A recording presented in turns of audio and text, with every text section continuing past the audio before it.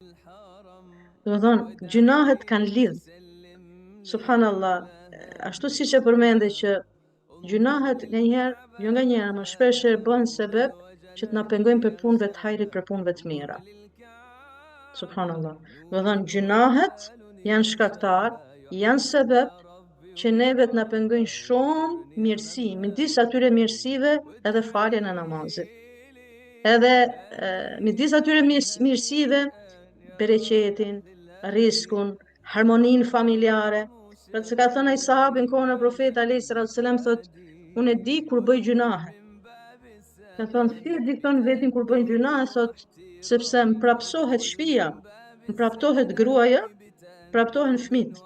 Do të thonë gjunahet që unë bëj, reflektohet te gruaja, te shtëpia, reflektohet te familja, por reflektohet edhe te fëmijët, reflektohet edhe te pasuria. Më shikoni, do të thonë rrezikshmërinë e gjunaheve, Zoti na fal. Mirë.